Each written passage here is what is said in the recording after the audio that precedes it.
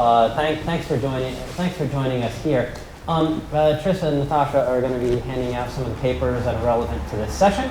I'm not going to be diving too deeply into that.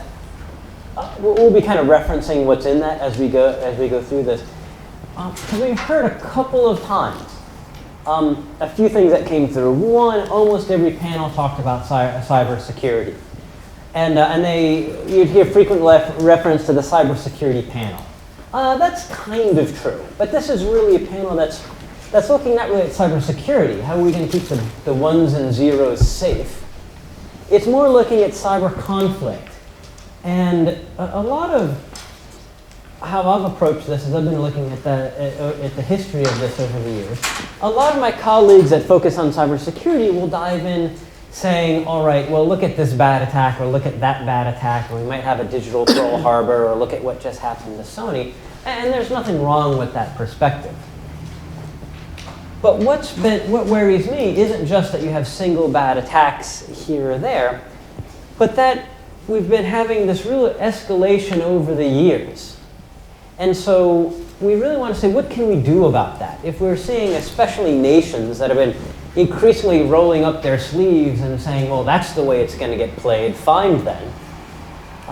What can we do about that? And especially that comes down to norms, and that's what the paper that you have is on. And what can we establish at norms? But also other areas, confidence building measures, other kinds of agreements, and where is that both for public sector as well as private sector? So we've got two fantastic folks to talk about this. Fred Kaplan has just finished a fantastic book where he's really taken this history of cyberspace and cyber conflict and put it together in I think the most readable form that we've had to date, and I even put that as far as readability above my own book, in Dark Territory, the secret history of cyber war. And we'll start with Fred, but we're going to keep it pretty interactive for a few minutes and really tell us about some of this history, and especially this trend of how you've seen conflict unfolding over the years. And we'll kind of fold in conversation from Angela and myself. And after that kind of conversation on how we've gotten ourselves here, I really want to turn to my right, Angela McKay from Microsoft. And she's here for two reasons. One, because she's got a great background. We're a public policy school that's looking to be smart about technology. And that's just a space that Angela's owned for a couple of years. Coming up through a technology background and really being there for Microsoft to think through these big public policy issues, but specifically because she helped lead what Microsoft was doing on norms. We think about norms as a government thing, but we know cyberspace is different, as we've been hearing through all of these panels. And so we know the private sector has a different role, and it's so it's so different, that Microsoft has a voice in this space. And then we'll, of course, we'll turn it over as early as I can to conversation amongst all of you, since we've got such a great crowd here. Fred. Sure. Thank you. I'm sorry. And their bios are in their packet, so I'm not going to be delving into the bios very deeply. That'll just take up time. And instead of telling you about how awesome they are, I want you to hear how awesome they are. Fred. Well, thanks. I think before you can discuss diplomatic possible solutions, you have to realize the depths of the situation. And that is, when I was writing this book, and the secret history of cyber war, somebody asked me, well, history, I mean, wait, it's like 5 years? 7 years or something? Does it go back to Stuxnet or the discovery of this big building in the outskirts of Shanghai? When in fact, it goes back to the dawn of the internet itself. In 1967, when the ARPANET was about to roll out, there was a computer scientist named Willis Ware. He was the head of the computer science department of the RAND Corporation. He'd worked with von Neumann at Princeton. He was on the scientific advisory board of the NSA. And he wrote a paper. It was secret, but it's been declassified. And it's really fascinating to look at now, because what he says is, look, once you start putting information in a network, once you have access from multiple users online, I think it might be the first use of the word online, in unsecured locations, then you're creating inherent vulnerabilities. You're not going to be able to keep secrets anymore.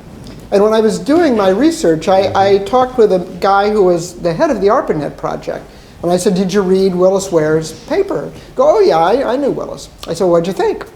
He said, well, I took it to my team, and they said, oh, Jesus, don't saddle us with a security requirement. Look how hard it was to do what we've done. And, you know, it's like asking the Wright brothers, you know, that the first plane has to fly 20 miles and carry 50 passengers, or maybe it was the other way around. Just let's do this one step at a time. And it's going to take the Russians decades to do this. And it did take decades. It took 2.5, 3 decades, by which time whole systems and networks had grown up with no provision for security whatsoever.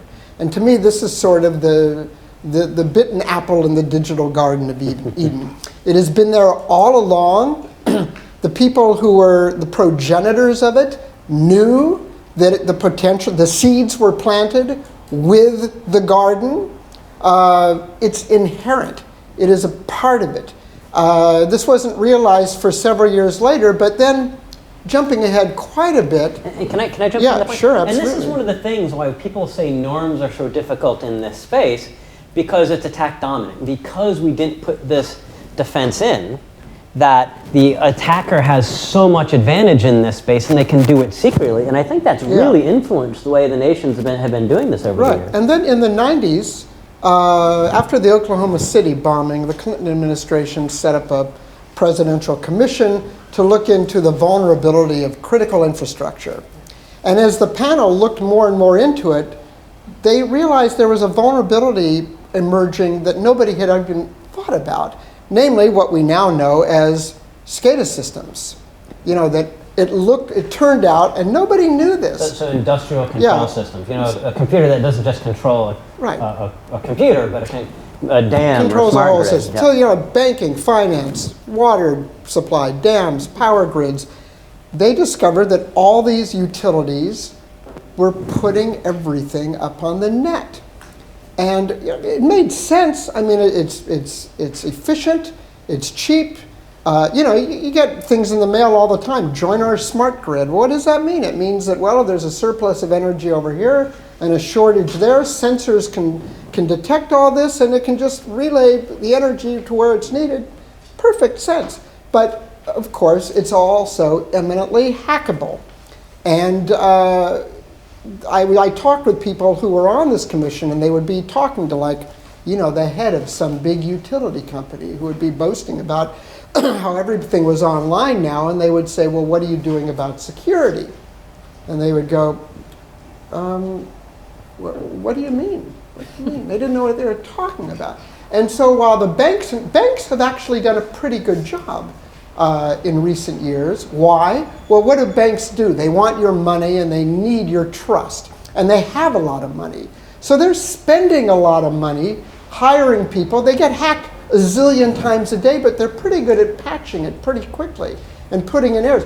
But a power company, this is like a side issue. And then, you know, you come up with a solution for them and they say, okay, you want me to spend $10 million fixing this problem, but if I'm catching your drift, in about a year and a half, somebody's going to find a way around this, and I'm going to have to do it all over again. And by the way, we've done this little calculation, and the cost to us of cleaning up the damage after this hypothetical attack that you're talking about doesn't cost that much more than taking the preventive measures that, by the way, might not really prevent anything anyway. But to some degree, they're not really wrong. They haven't been wrong on that, right? I mean, that was 98 that we had that, 97 into 98 that we had that commission.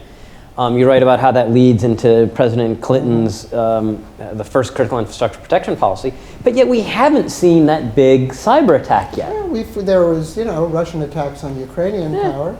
I think we're inside. The thing that also you have to realize in establishing norms and the reluctance of us, of the United States, and we can talk about this later, to establish norms that go beyond, you know, protecting trade secrets and what am I thinking of? The term. Kind of the commercial commercial rights and intellectual property rights, which we get hacked into all the time, and we don't really care about Chinese trade secrets or anything, because they've already stolen our airplane designs. We don't need to steal their airplane designs. But we don't say much about anything else because we actually kind of started all this. I was talking to one person early on, very senior in the intelligence world, and I was showing him this declassified report about vulnerability and scenarios of where things could happen, and this was from the 90s. And he said, look, you know, the thing that you have to keep in mind about all of these studies is that it started that we were doing these kinds of things to other countries.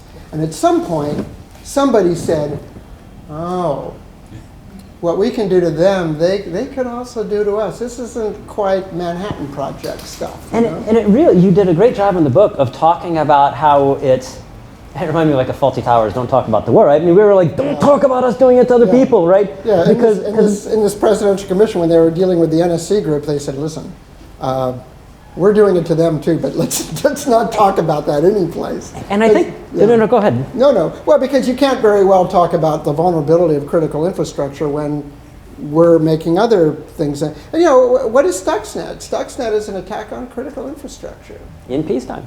Yeah. And that's one of the things that really comes out when we're having the conversation about norms, is that for a long time, and again, I came out of that community, right? I mean, I was a lot of the things that you discuss and the people you talk about are folks that have been longtime friends or that I was involved with.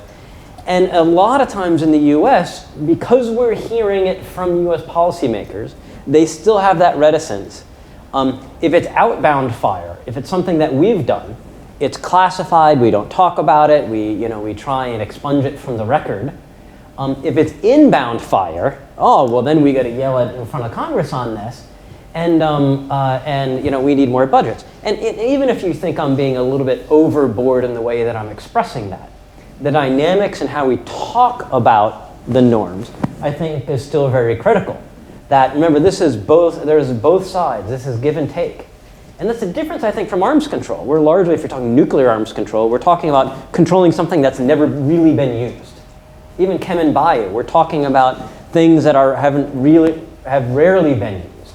Versus cyber, which I think comes out great in your book, this is getting used all of the time by everybody. Yeah, that's the thing. In nuclear, there are lots of distinctions. Can you draw on that? Because I mean, Wizards of Armageddon, Pulitzer Prize-winning book. I mean, can you talk about the comparison? But that's fine. Anyway. That was with me. Well, okay. No, something else won a Pulitzer Prize, but not that. But anyway, sorry. But yeah, you know, one thing, there's a lot of differences between cyber and nuclear, but one thing, just as a conceptual idea, is that there has always been this deep, dark, bold red line between using nuclear weapons and not using nuclear weapons. And that's one reason why they haven't been used since 1945, because people know, oh, Jesus, once we cross this line, who knows what's going to happen next. With cyber, it happens to some level a zillion times a day, and who knows where the line between a nuisance and a national security threat. I mean, when is the first time that a president has publicly declared that he will retaliate to a cyber attack that has just occurred? It was President Obama talking about North Korea's attack on Sony over a goddamn movie. Now, who would have predicted that? At least of all the North Koreans, right?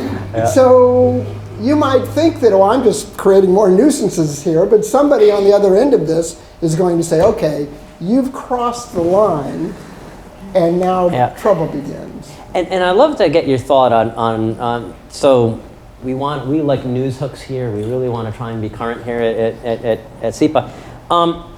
So we just had Deputy Secretary of Defense Work talk about dropping cyber bombs on ISIL. You had the president that was talking about Lisa Monaco. I mean, everybody in the administration is busy talking about what we thought wouldn't happen, right? You talked about how this is anonymous, and yet you have everyone in the administration rushing to the podium to say how we're using cyber capabilities against Islamic State. On one hand, they could be doing that to foster norms and say, look, this is what's happening. Or, I mean, what's going on here? And do you think this is going to help norms? Well, there is, and this is really new. This is in the last couple of years. There's and this was discussed in high-level meetings, and might even have been in your day too, about how much should we talk about this? If we want to use this as a deterrent, don't we have to kind of advertise that we have it so that they know what could happen if they jump over the line? So there, and now that I think the Snowden stuff kind of accelerated this because hey, it's out there, and why don't we turn this to our advantage to some degree? But yeah, the whole idea of cyber offensive operations was extremely classified. I mean, the very fact that we were doing it at all on whatever level against whatever targets for whatever reason, that was extremely classified just a couple years ago, and now we're saying it openly. It's in Defense Department documents. It's and we've done this before. I mean, in this New York Times story, which you might have read today, Deputy Secretary of Defense Work said, "Well, we've never done this before." Well, in fact, we have. We did quite a lot of it in the Iraq War, although nobody knew that at the time. The great turn in 2007, which has been attributed to Bush's troop surge and Petraeus's counterinsurgency doctrine, both of which are true to some degree. But it was also because the NSA and Joint Special Operations Command did this joint operation where they would capture insurgents' computers, hack into them, get email passwords, usernames, linguistic styles, send out phony emails like, let's meet here tomorrow at 4 o'clock. And when they all gathered, JSOC guys would be there waiting for them and kill them. And in 2007, 4,000 insurgents were killed in this way. NSA had an operation in Iraq where 6,000 NSA officials rotated in and out. 22 of them were killed. All of this was very secret at the time. There's a whole chapter about it in here. And I also want to highlight, also in the battlefield use is, I thought you did a great job of pulling out in Yugoslavia, in the former Yugoslavia. Yeah, there's been things going on in Yugoslavia, in Israel's attack on the Syrian, nascent Syrian nuclear reactor, you've written some things about Estonia and Georgia. It is now understood. I mean, there's not going to be a cyber war any more than when airplanes started getting into the business there is an air war, although there have been a few. Cyber will be an element of a war.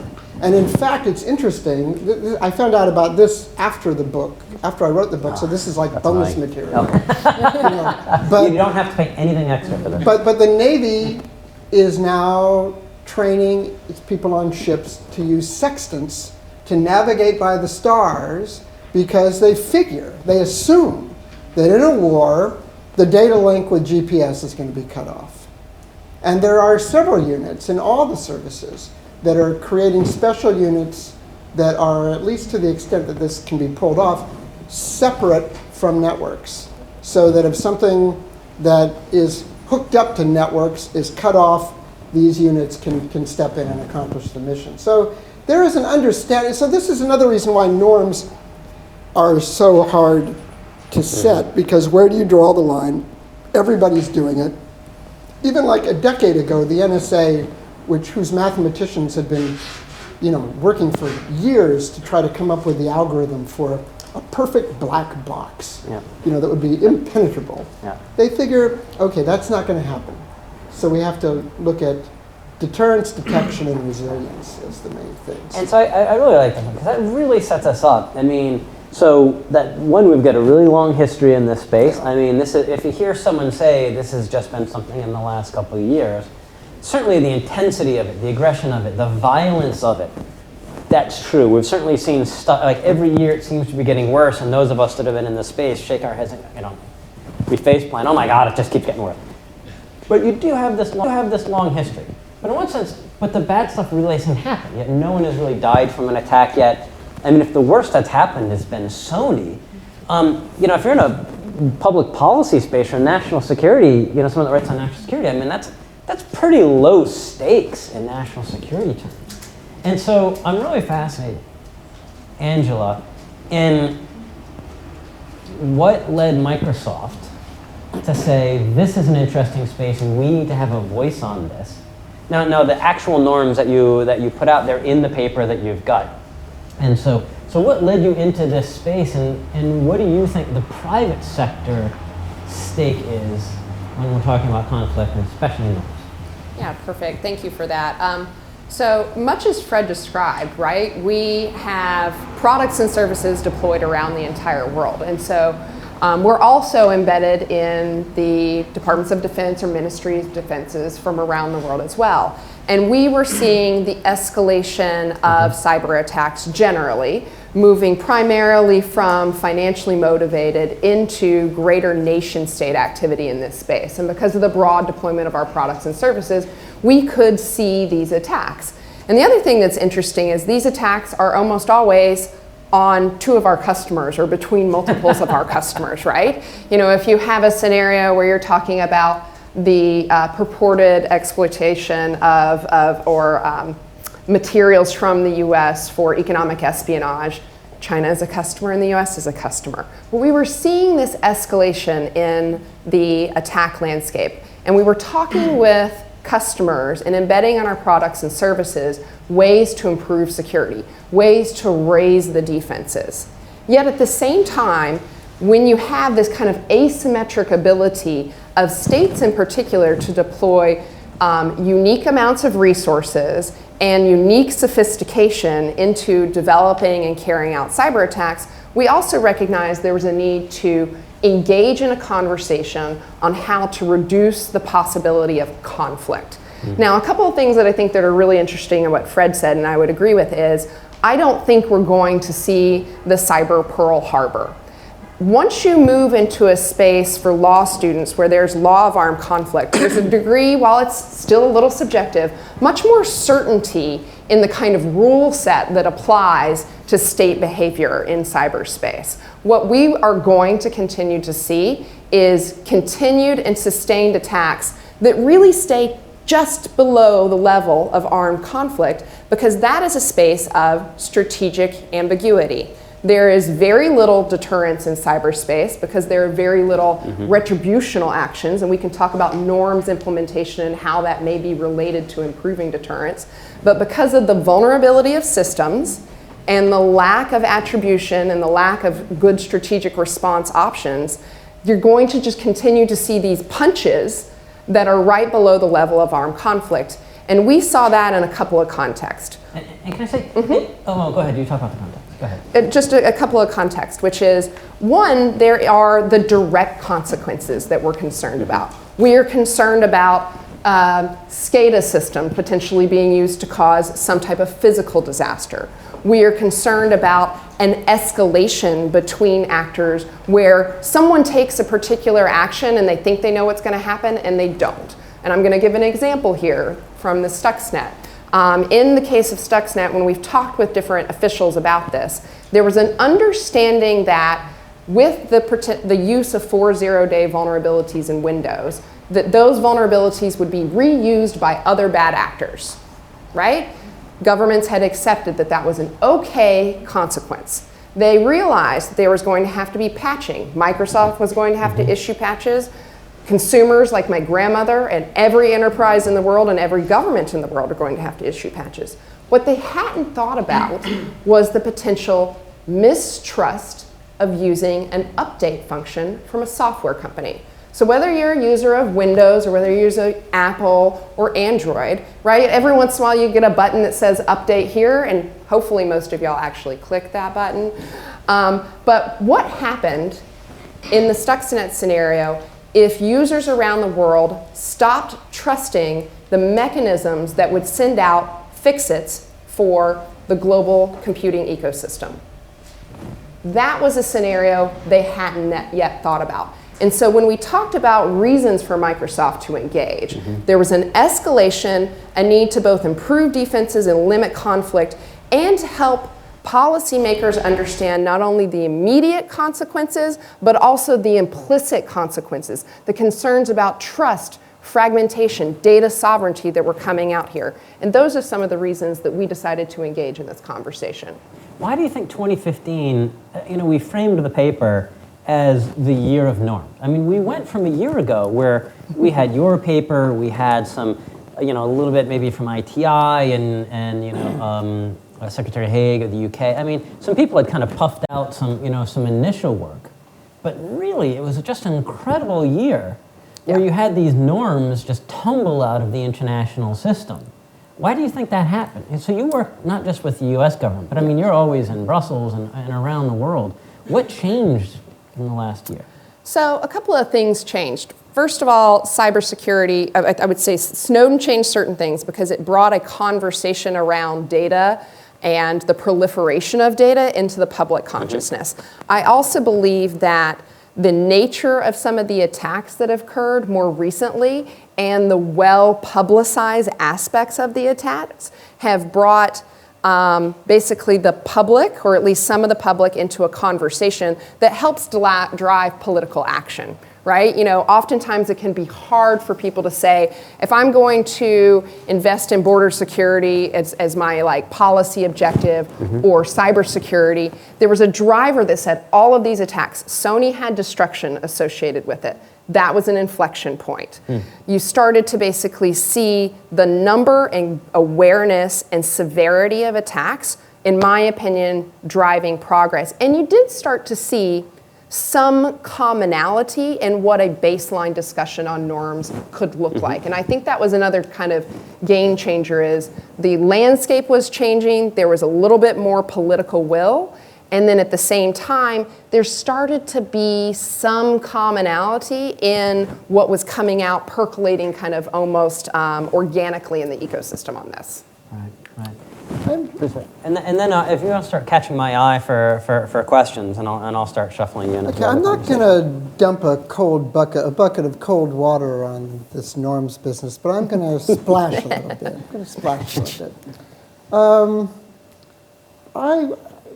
I'm a little bit skeptical about the depth of these things. I think one reason why nobody's turned out the lights in the eastern seaboard or whatever is that these countries that have been thought to have the capability to do so, they've gone the SCADA route too. So a kind of de facto mutual assured destruction situation has kind of grown up in spite of everybody's awareness of this thing. Unlike nuclear arms control, where for a long time, if it was the US and Russia, that was pretty much all you needed. I mean, China had a little bit, other people. But there are 20 countries that have militaries with cyber units now. There are... How many? 20. There are these black hat hacker organizations, these people making money by finding zero-day vulnerabilities who will work for anybody who pays them money. The title of this book comes from when Robert Gates was Secretary of Defense and hearing briefings every day about cyber attacks. He would tell his associates, we need to get some kind of rules of the road established with the major cyber powers because we're wandering in dark territory. But back then it was the US, China, Russia, Israel, France. Arguably you could get kind of an informal Concert of Vienna thing going with them. But what about North Korea, Syria, Iran, who knows, all kinds of non-state actors, which can pull off some of these same kinds of things. Yep. How do you get them to buy into norms? And also the norms that are there, they're very delicately worded. For example, the big one, and I don't mean to put down the whole thing, this is a very useful first step. And I don't think you would claim that it's much more than a first step, but it is surprising that it has developed. And there are mechanisms for talking about this. But one of them, for example, between the US and China, it talked about how neither country will, what was the phrase? So approve or Just quoted. Well, God, I should have memorized this. Will order or approve? Support. There was support. Order or support operations against these particular kinds of targets. Well, one word that's left out of this set of verbs is condone. Yeah. What about condoning? Because a lot of this is hard. There are even attacks today by Well, not so much Chinese, but Russians and others, where it is a little ambiguous whether the government did this or whether some criminal organization, or whether the government is a criminal organization. Do you think? And I'll turn to you first, and then so the U.S. pushed out saying so. Secretary Kerry last May in Seoul on say page 4. Do you think the United States can live up to the norm? No country should conduct or knowingly support online activity that intentionally damages or impedes the use of another country's critical infrastructure.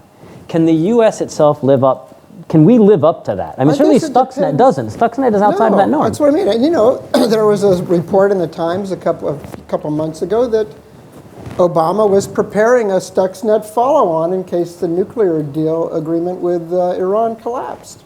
In case the talks collapse. I guess it depends how you define critical infrastructure. And the big thing with the Chinese, it was about the thing that was being prohibited was against intellectual property and the kinds of things that we don't really need to go after anyway.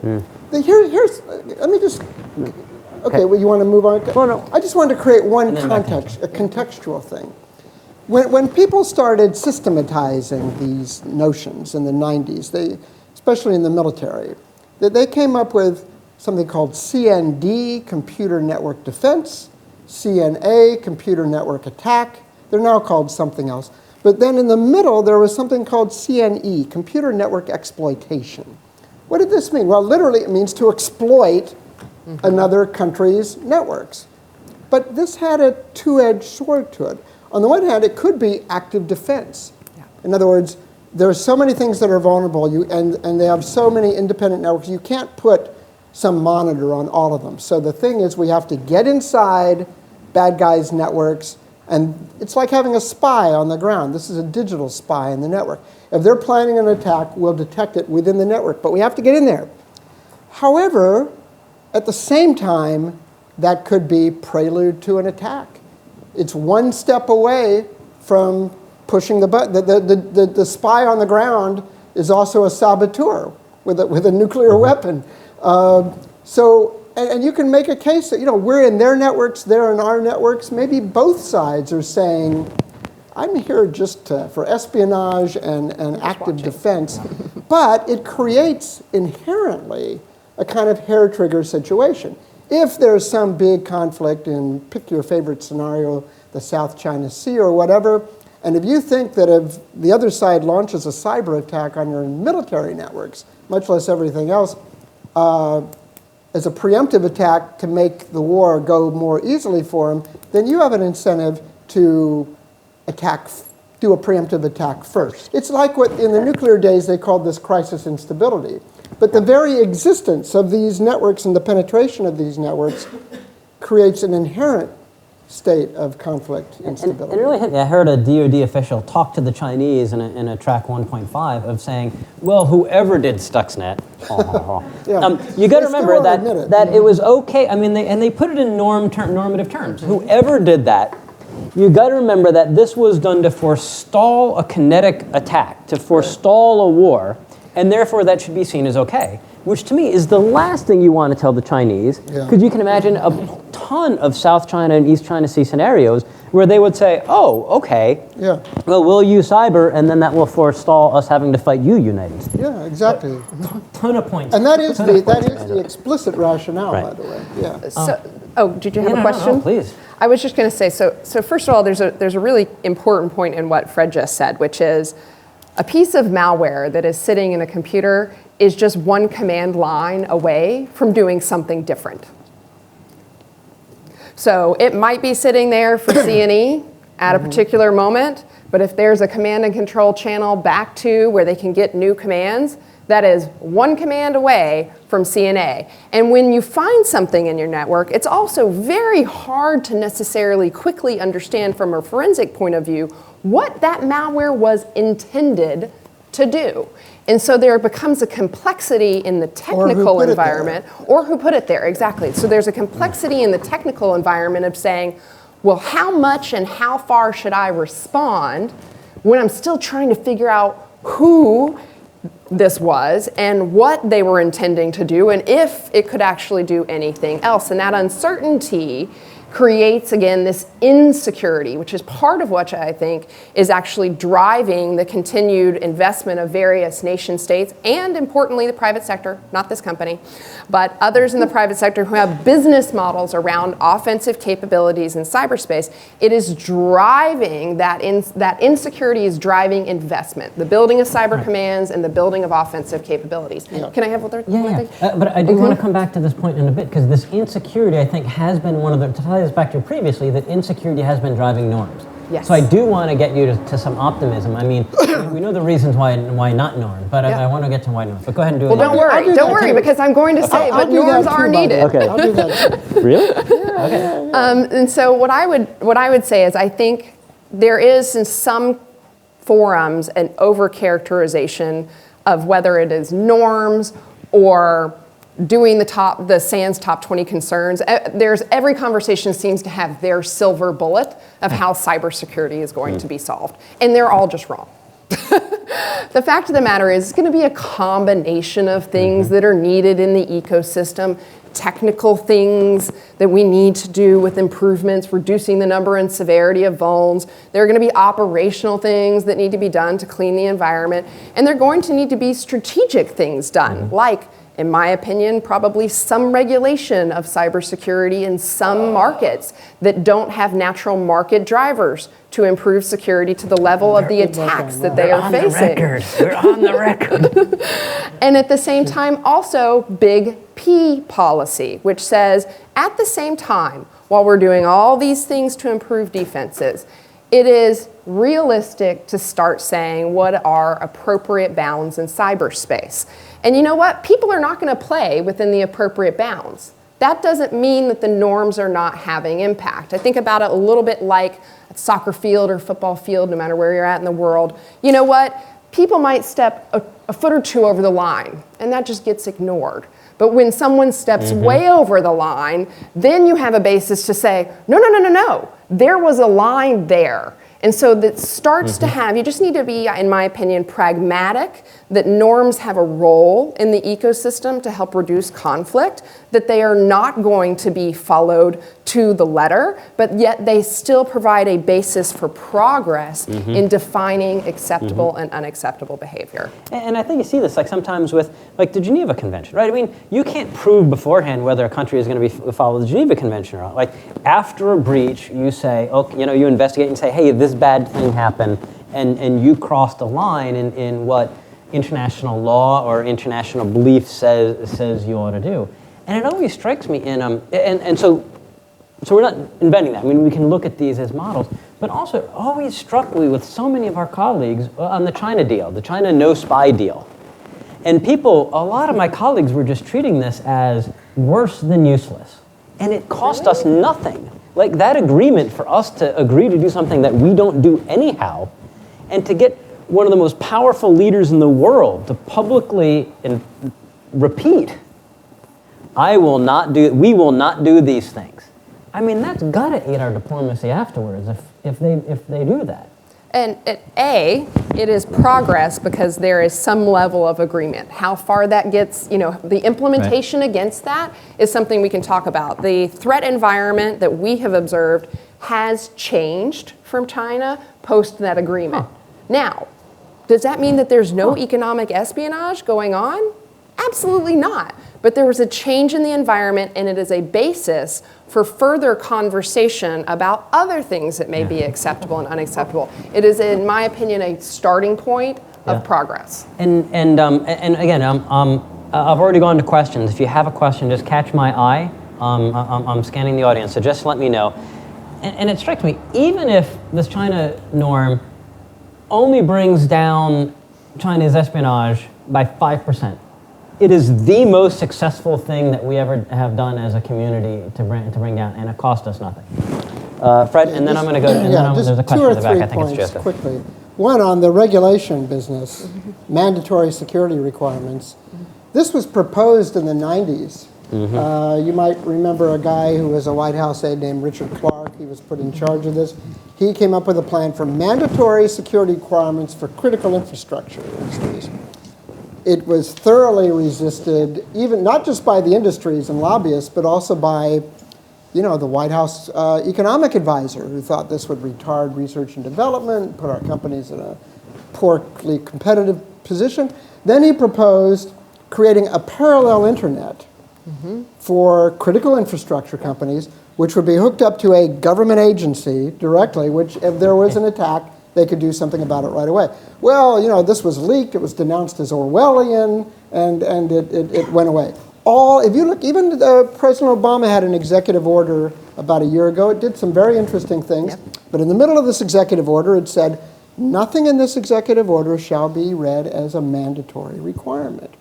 It's all voluntary. Well, they do have a section that says at the end of that executive order that regulators with existing authority should look at what is coming out with regards to baseline guidance for cybersecurity and compare it, and can look and see if they also were asked to look at the use of their existing regulation relative to what was being defined as a baseline, and also report on if they needed any additional regulatory authority to go further. Now, they didn't. No enforcement. They didn't. That's important, but it was it was included in the order as something. The other thing is, I think, about the international sphere, if norms are going to be effective, I think what has to happen, I think it kind of does have to be like a concert at Vienna, where the big powers, because what you need not only, okay, you can't do this, but then what happens if they do? And so you get something like, like the arrangement with the Five Eyes countries, or something where basically we stay out of each other's stuff, except when we need to. But if some little pissant country comes along and starts to do this, then we all gang up and just pound them. That's why not kinetically, but unplug them from the internet or do. I mean, it has to be kind of ruthless. That's why I thought it's not going to happen at all. I think. That's why I thought it was a good idea, both normatively as well as just for plain diplomacy, that the Obama administration, after the Sony attack, worked with Beijing so much. Because it's not just good diplomacy to enroll Beijing, because they're the only ones that can really do anything about the North Koreans, but just in getting the Chinese to say, yeah, that was over the line, we'll help you out on this one. And we had a question in the back right. Yes, it's more of a comment than a question, if that's all right. And can you say who you are and your affiliation? Yes, fine. I'm Joe Kinatachi.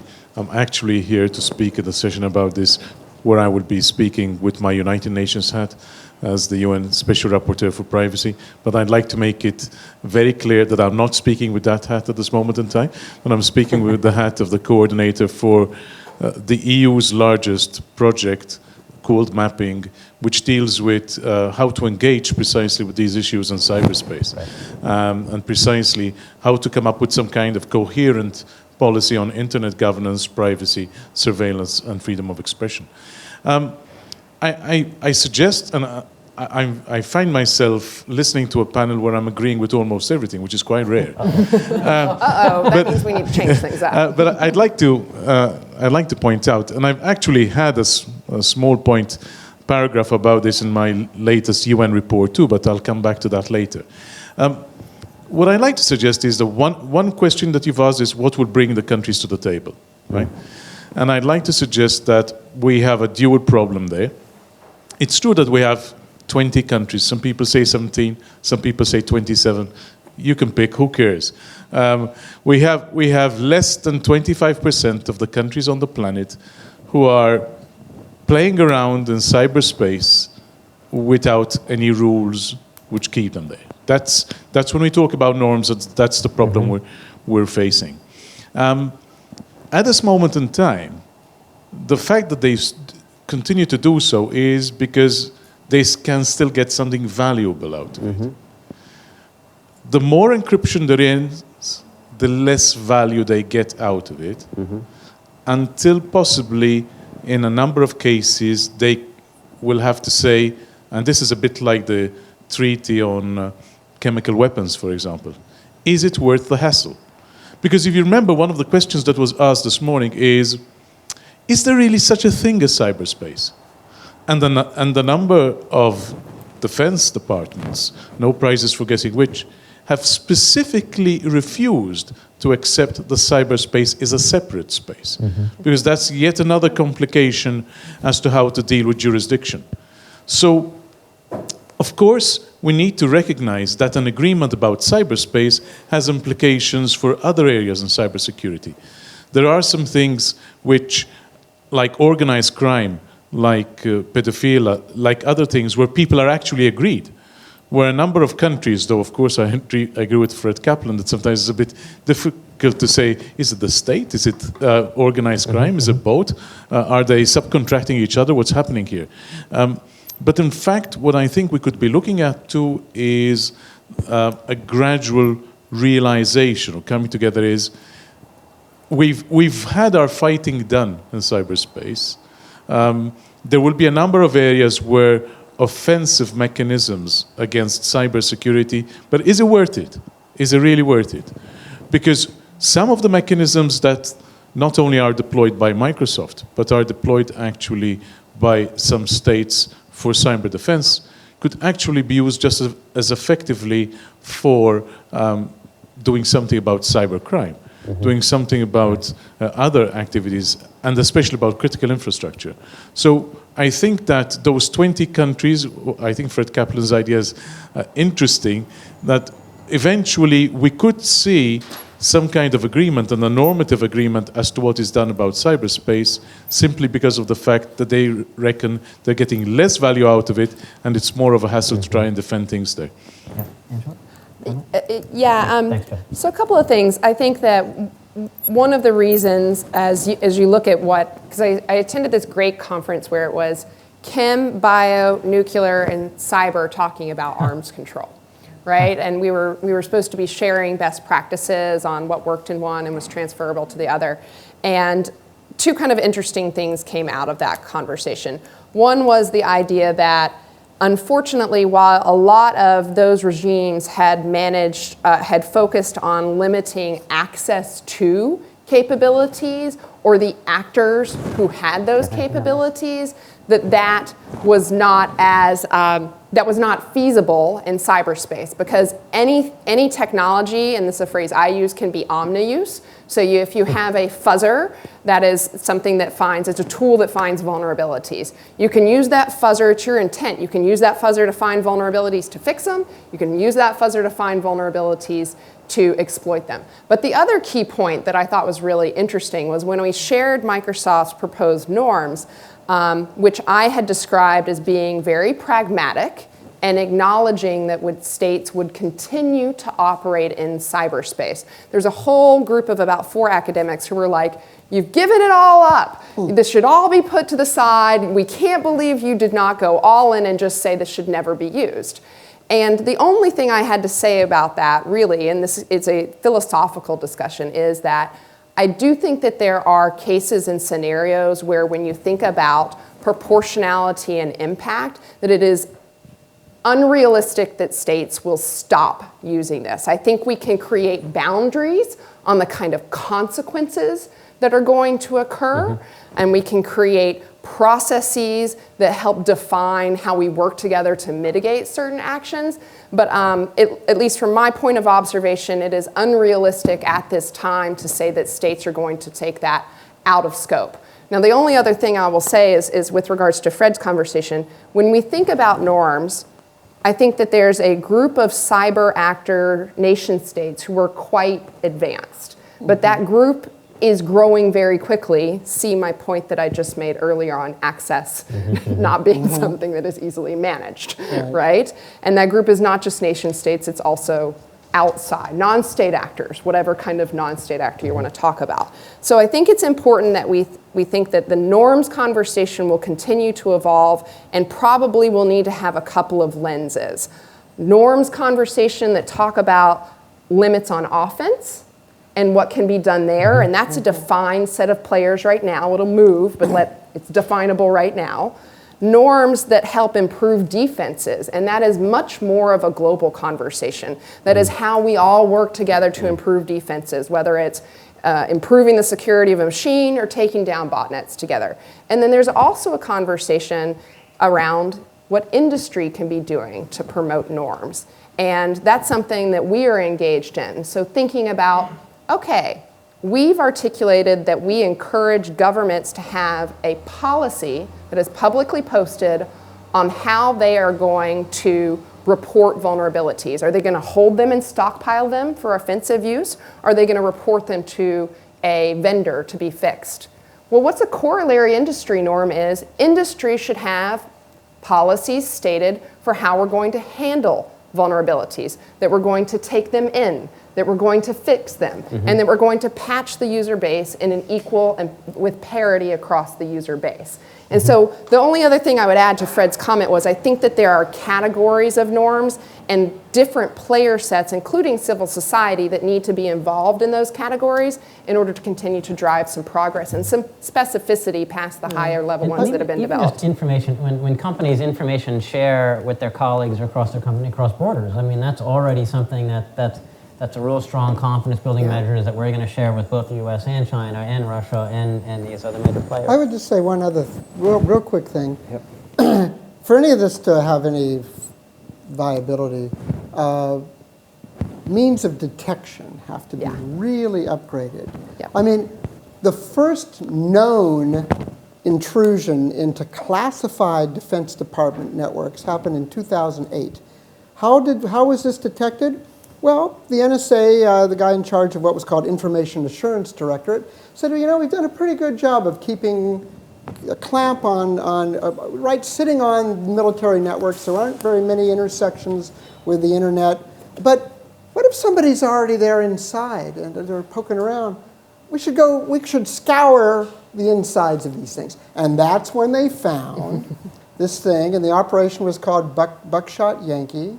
And what had happened, they realized in retrospect, was that somebody in the base in Kabul bought a thumb drive from one of these bodegas, which had been supplied by the Russians with thumb drives covered with malware, and they were waiting for somebody to buy one of these and to insert it in a computer, at which point they could start roaming all over the network.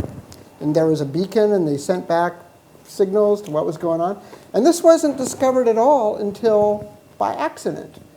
So it's known that it's the first known intrusion into classified networks, but who knows if there had been others before, how long that one had been sitting there. So to enforce, with a nuclear treaty, you can see the missiles, or at least the silos and the launch control systems. You can take, telemetry interception of what the tests are. You can tell how accurate it is, what the range is. This stuff is invisible. There is no physical anything going on. So something has to be really upgraded on that. Okay.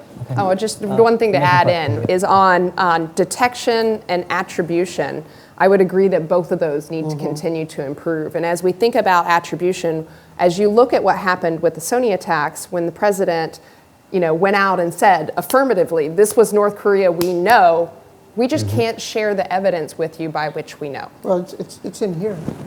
But the point is, there is a challenge in the context of attribution, not just with knowing who the actor is, but with the means by which you know that, and being able to put that evidence into a credible forum that can have more buy-in and more verification by whether it's an independent party or something else. There's something where it's not just detecting and attributing, it's detecting, attributing, and providing evidence such that you can have a broader buy-in, and then think about a accord or something. So you can learn who did it for just $28.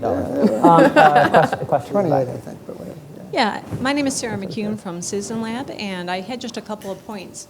First, on the question that Fred raised about the utility of norms in the larger scheme of things, I think one thing that's important to consider is the overarching global policy dynamic in terms of where else norms are being formed. Because it's not just in U.S.-led fora, you also have entities like the Shanghai Cooperation Organization. Of what? The Shanghai Cooperation Organization, a regional body that has been developing its own norms.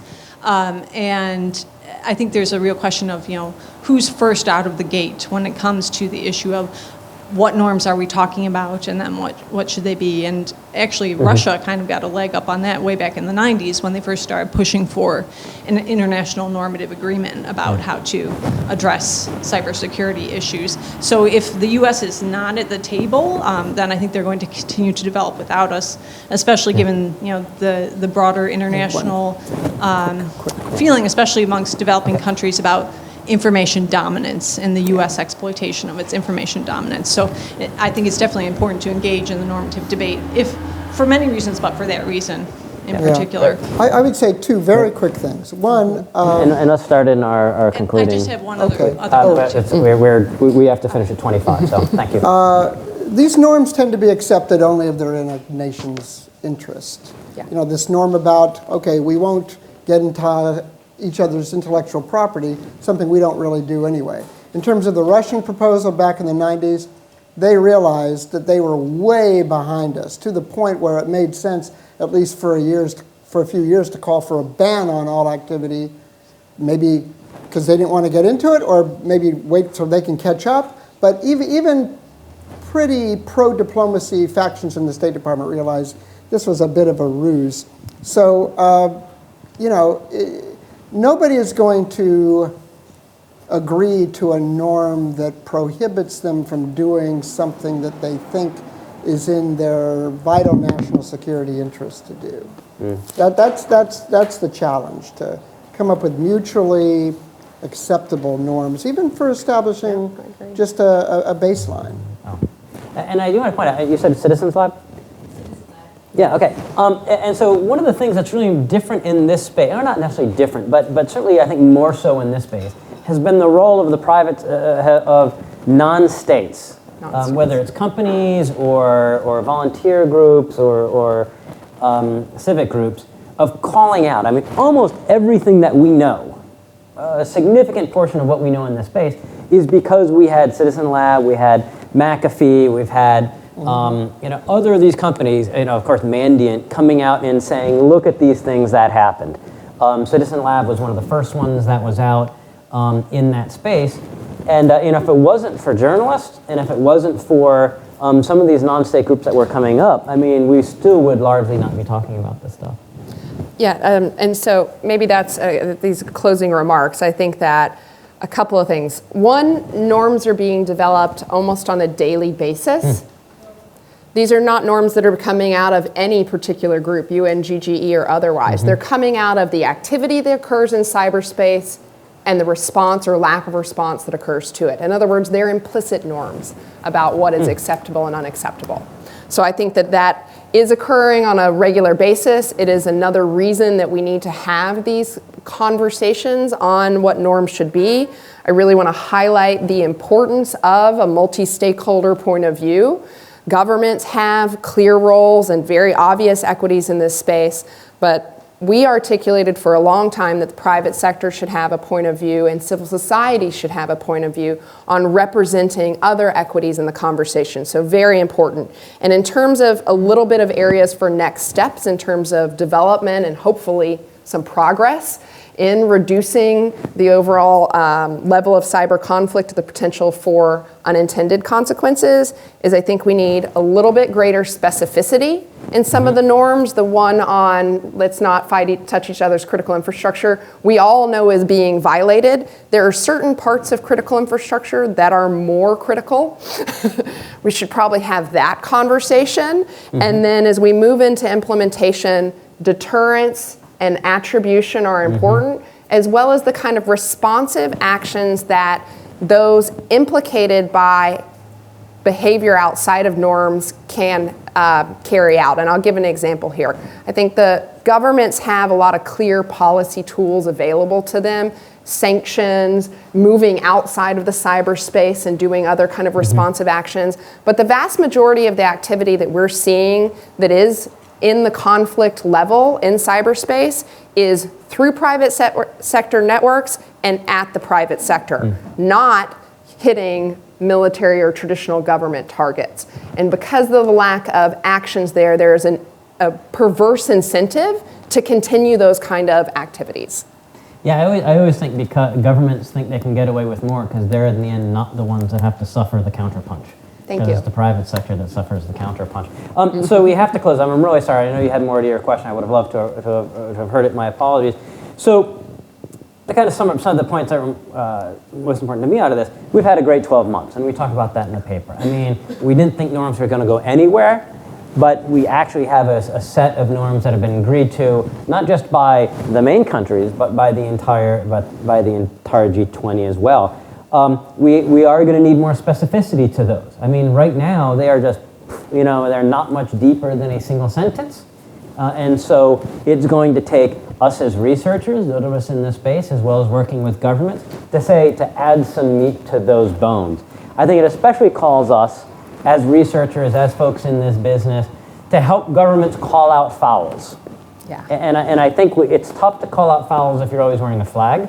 You've got to be even-handed on that. There is going to be give and take. Some of the norms at the U.S. might have to give up some things that it believes in, not vital, to get something that it wants from others. And more than you're used to, if you're coming in from another space and you want to learn about cyber, I'll bet you're underestimating the role in the private sector and non-states when it comes to the solutions. And so many of us come into this space and we have a statist view, right? The government, if the government hasn't done it, then the government, we almost heard this a little bit in the last panel. Not that he was doing it, but like one of the ambassadors said, yet at the end of the day, it's the governments that are come down, being together and putting it down on paper. That's true as far as it goes. But if we could get all the companies to agree to the norms and confidence building measures, that might solve more of the problem than getting those ambassadors' signatures or heads of state signatures on a particular piece of paper. So please, great discussion. Please, let's thank our panel.